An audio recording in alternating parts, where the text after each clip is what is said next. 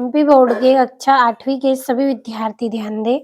आज की इस क्लास में वार्षिक परीक्षा की तैयारी के लिए सामाजिक विज्ञान का प्रश्न पत्र हम कंप्लीट करेंगे। तो आपको जितने भी क्वेश्चन मैं इस वीडियो में बताऊंगी सभी के आंसर आपको मिलेंगे।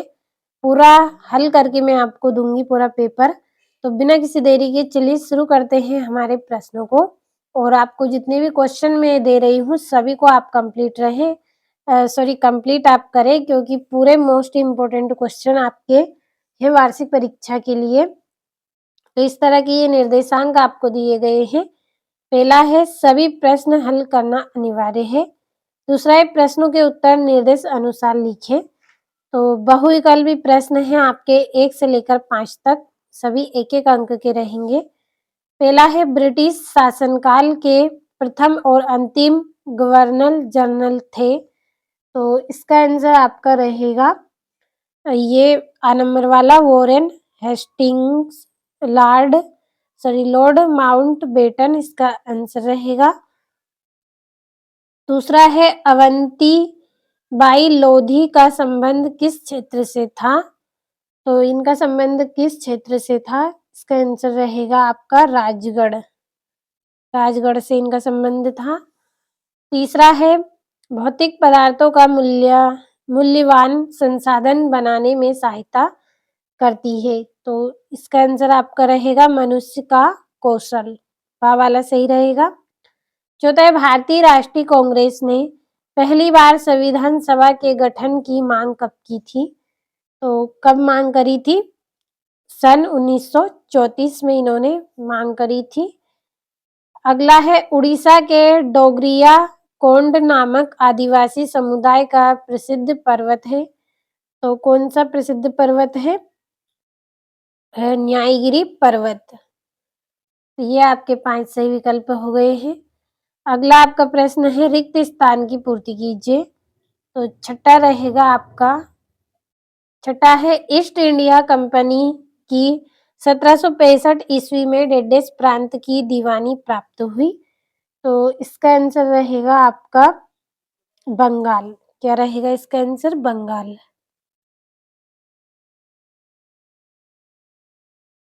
अगला है केसरी अखबार डेडेस भाषा में प्रकाशित हुआ। तो मराठी भाषा में ये प्रकाशित हुआ।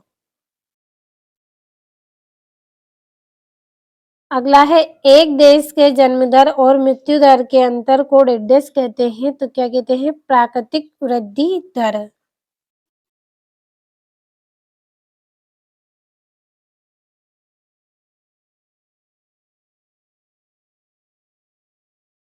प्राकृतिक वृद्धि दर।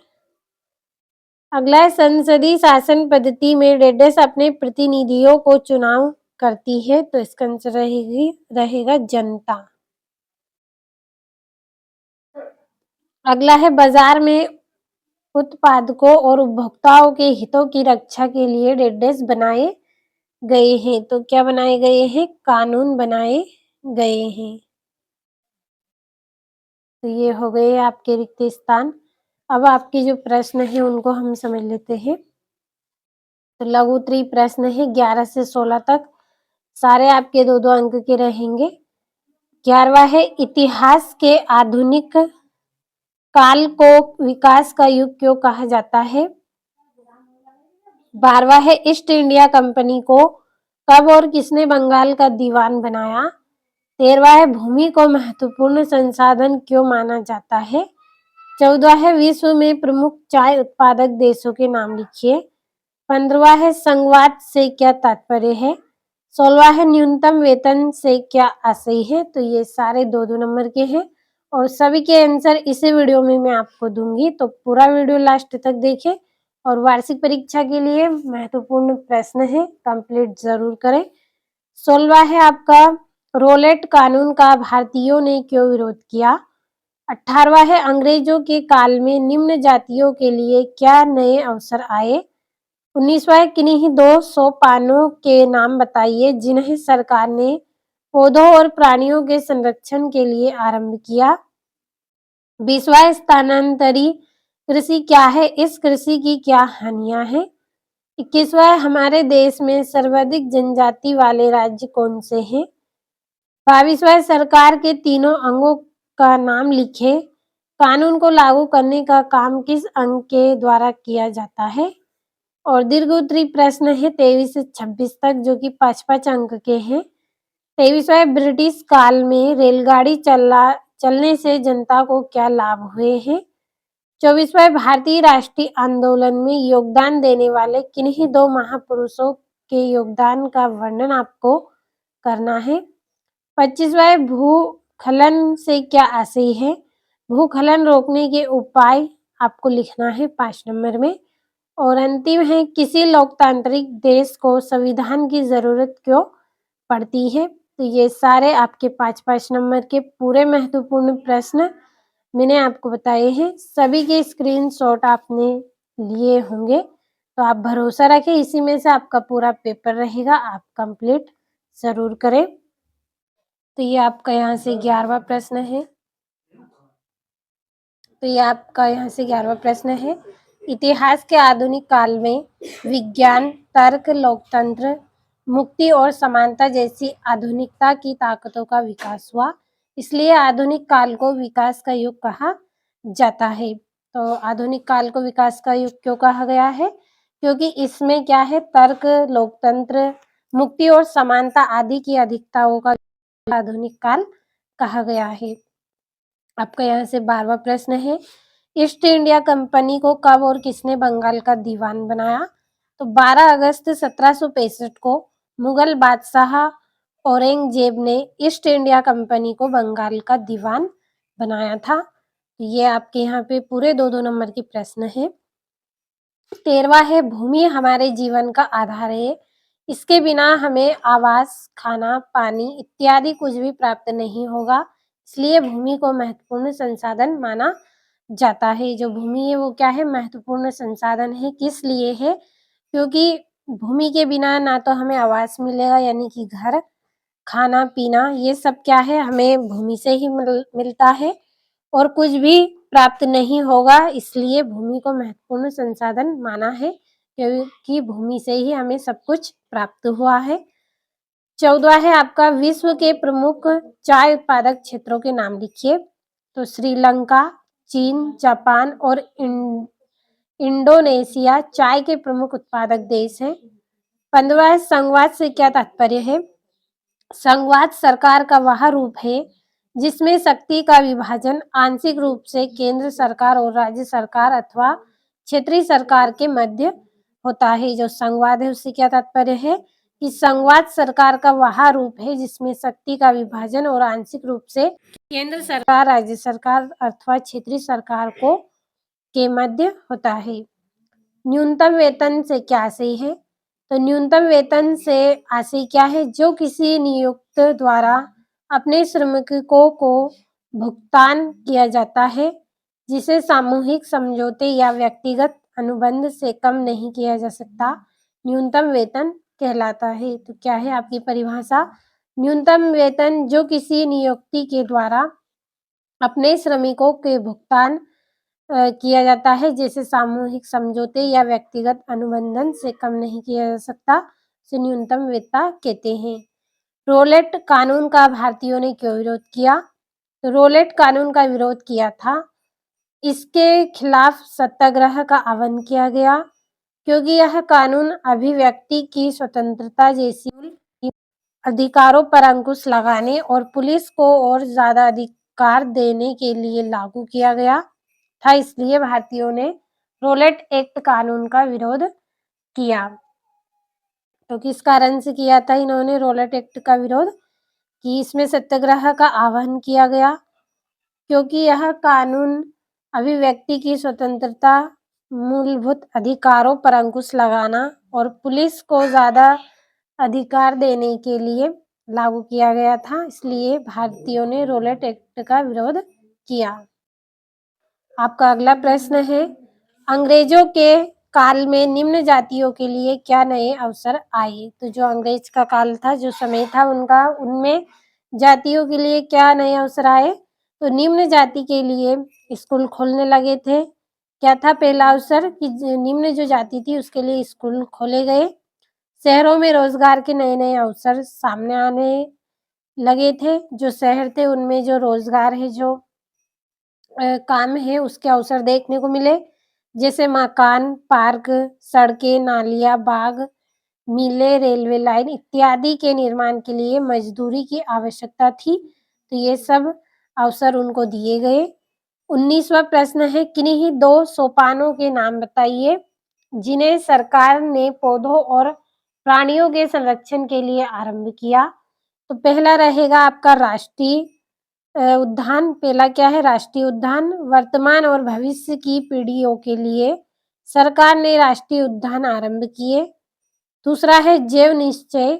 इसे संरक्षण और विकास के बीच संबंध प्रदर्शित करने के इरादे से बनाया गया। तो ये हैं आपके यहाँ पे जो संरक्षण के लिए आरंभ किए गए थे सोपाने, उनके यहाँ पे नाम हो गए हैं राष्ट्रीय उद्यान और जैव मंडल निश्चय। अगला प्रश्न पढ़ेंगे। 20वां है आपका स्थानांतरण कृषि क्या है और इस कृषि की क्या हानियां हैं। तो स्थानांतरण कृषि की परिभाषा, साथ में इसकी हानियां हैं। तो स्थानांतरण बदलकर एक निश्चित अवधि के बाद, स्थान बदलकर क्या है, एक निश्चित अवधि के बाद की जाने वाली कृषि को स्थानांतरण कृषि कहते हैं। अगर एक तरह से आप समझे तो स्थानांतरण यानी कि जो स्थान है उसकी अदला बदली करने के पश्चात की जाने वाली कृषि को क्या बोलते हैं? स्थानांतरण कृषि कहते हैं। स्थानांतरण कृषि से होने वाली हानियां, पहली है मृदा अपरदन होता है। क्या होता है इससे? मृदा अपरदन होता है, यानी कि जो मिट्टी है उसका कटाव होता है, मिट्टी का नुकसान होता है। दूसरा है वनों का ह्रास होता है, जो वन है उसका भी ह्रास होता है। और पर्यावरण प्रदूषित होता है, इससे क्या होता है, जो पर्यावरण है वो भी प्रदूषित होता है। अगला प्रश्न है आपका 21वां, हमारे देश में सर्वाधिक जनजाति वाले राज्य कौन कौन से हैं? तो हमारे देश में सर्वाधिक जनजाति वाले राज्य कौन कौन से हैं? भारत में 500 से ज्यादा तरह की आदिवासी समूह हैं। कितने हैं? भारत में 500 से ज्यादा तरह के आदिवासी समूह हैं, जैसे छत्तीसगढ़, झारखंड, मध्य प्रदेश, उड़ीसा, गुजरात, महाराष्ट्र, राजस्थान, आंध्र प्रदेश, पश्चिम बंगाल तथा उत्तर पूर्व के आदि राज्यों में आदिवासियों की संख्या काफी ज्यादा है। तो इस प्रश्न का आंसर भी हो गया है कंप्लीट। अच्छे से करें, भरोसा रखिए, पूरे प्रश्न वार्षिक परीक्षा के लिए बताए हैं, तो कंप्लीट जरूर करें। आपका यहाँ से 22वां प्रश्न है, सरकार के तीनों अंगों के नाम लिखें और कानून को लागू करने का काम किस अंग के द्वारा किया जाता है। तो सरकार के जो 3 अंग हैं उनके नाम बताना है, साथ में कानून को लागू करने वाले किस अंग के द्वारा किया जाता है ये भी बताना है। तो संविधान के अनुसार सरकार के 3 अंग हैं। पहला है विधायिका, दूसरा है कार्यपालिका और तीसरा है न्यायपालिका। और कार्यपालिका ऐसे लोगों का समूह है जो कानून को लागू करने और शासन को चलाने का काम देखते हैं। तो समझ में आया होगा, सरकार के 3 अंग हैं, विधायिका, कार्यपालिका, न्यायपालिका। और जो कार्यपालिका है वो क्या है? ऐसे लोगों का समूह है जो कानून को लागू करने और शासन को चलाने का काम देखते हैं। 23वां है आपका, ब्रिटिश काल में रेलगाड़ी चलाने से जनता को क्या लाभ हुए हैं। तो पहला है यात्रा का सुलभ साधन। पहला लाभ क्या हुआ है? यात्रा का सुलभ साधन। रेलगाड़ी ने लोगों को लंबी दूरी की यात्रा करने में आसानी प्रदान की गई है। यानी कि देखिए, जो बहुत अधिक दूरी होती है उसको यदि तय करना है तो किसके द्वारा करेंगे? रेलगाड़ी के द्वारा करेंगे, क्योंकि इसमें सभी प्रकार की सुविधाएं हैं। दूसरा है वाणिज्य और व्यापार में वृद्धि। व्यापार और जो वाणिज्य है उसमें वृद्धि किसके द्वारा हुई है? रेल मार्ग के द्वारा। रेल मार्ग विभिन्न क्षेत्रों के बीच सामानों का आदान प्रदान एवं कृषि उत्पादकों को शहरों तक पहुंचाने का सरल किया है।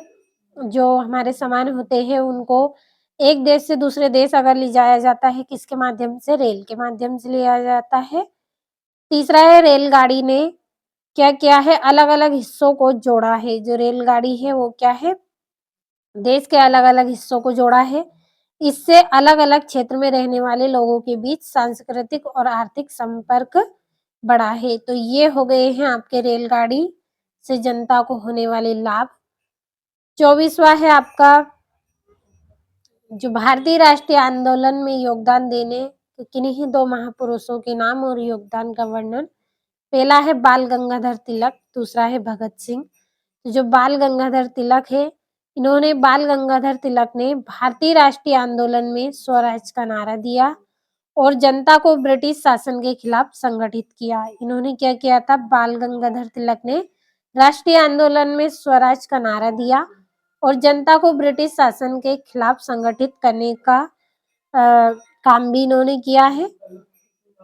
अगला है आपका भगत सिंह ने भारतीय राष्ट्रीय आंदोलन में क्रांतिकारी गतिविधियों के जरिए महत्वपूर्ण योगदान दिए और अपनी शहादत से स्वतंत्रता संग्राम को प्रेरित किया। क्या किया इन्होंने? राष्ट्रीय आंदोलन में क्रांतिकारी गतिविधियों के जरिए महत्वपूर्ण योगदान दिए और शहादत से स्वतंत्रता संग्राम को प्रेरित किया। 25वां है भूस्खलन से क्या आशय है? भूस्खलन रोकने के लिए उपाय लिखना है। तो इसकी परिभाषा है भूस्खलन का आशय पृथ्वी की सतह पर स्थित चट्टानों, मिट्टी या मलबे के अचानक नीचे की ओर खिसकने से है। यह प्राकृतिक आपदा अक्सर पहाड़ी ढलानदार इलाकों में होती है। जो भूमि का स्खलन होता है वो कहाँ पे होता है? तो देखिए भूस्खलन का आशय पृथ्वी की सतह पर स्थित चट्टानों, मिट्टी या मलबे के अचानक नीचे की ओर खिसकने से है। यह प्राकृतिक आपदा अक्सर पहाड़ी क्षेत्र में होती है, जहाँ पे जो पहाड़ी इलाके होते हैं ढलानदार, वहाँ पे यह समस्या अधिकतर होती है भूस्खलन की। और इसकी जो हानियां है इसके रोकने के जो उपाय है वो क्या है? पहला है भूस्खलन प्रभावित क्षेत्रों का मानचित्र बनाकर इसमें प्रभावित होने वाले स्थानों को इंगित करना। क्या करना? वहाँ पे क्षेत्रों का मानचित्र बनाकर उसे प्रभावित होने वाले स्थान को इंगित करना। दूसरा है भूमि को खिसकने से बचाने के लिए प्रतिधारी दीवार का निर्माण करना। वहाँ पे क्या है, जो भूमि है उसको खिसकने के लिए वहाँ पे दीवार बनानी चाहिए। तीसरा है भूस्खलन को रोकने का सबसे प्रभावी तरीका वनस्पति आवरण वृद्धि है। वहाँ पे क्या है? वनस्पति यानी पेड़ पौधों की वृद्धि करनी चाहिए रोकने के लिए। तो ये इसके उपाय हो गए हैं। 26वां जो कि अंतिम आपका प्रश्न है, पहला रहेगा किसी लोकतांत्रिक देश को संविधान की जरूरत क्यों पड़ती है? तो निम्नलिखित कारण के कारण वहाँ पे जरूरत पड़ती है, जरूरत के कारण। पहला है आदर्श को सूत्रबद्ध करना। संविधान उन आदर्शों का सूत्रबद्ध करता है। क्या है? आदर्श को सूत्रबद्ध करना। संविधान उन आदर्शों का सूत्रबद्ध करता है। दूसरा है देश की राजनीतिक सत्ता तय करना। संविधान द्वारा ही किसी देश की शासन व्यवस्था निर्धारित करती है। क्या है? किसी राजनीतिक सत्ता तय करना संविधान द्वारा ही किसी देश की शासन व्यवस्था निर्धारित करती है। अगला है आपका सत्ता के दुरुपयोग को रोकना। संविधान ही ऐसे नियम तय करता है। कौन करता है? सत्ता के दुरुपयोग को रोकना संविधान ही ऐसे नियम तय करता है। तो स्क्रीनशॉट लेते चलना है। चौथा है आपका अल्पसंख्यकों के हितों की रक्षा। संविधान अल्पसंख्यकों के हित की रक्षा करता है। और न्याय की स्थापना। संविधान द्वारा न्याय की स्थापना की जाती है व नागरिकों को मौलिक अधिकार प्रदान किए जाते हैं। तो ये आपके यहाँ पे 5 पॉइंट हो गए हैं। स्क्रीनशॉट के माध्यम से कंप्लीट करें। जितने भी प्रश्न मैंने आपको बताए हैं सभी के आंसर भी दिए हैं, तो भरोसा रखें। वार्षिक परीक्षा के लिए पूरे महत्वपूर्ण है, तो कंप्लीट जरूर करें।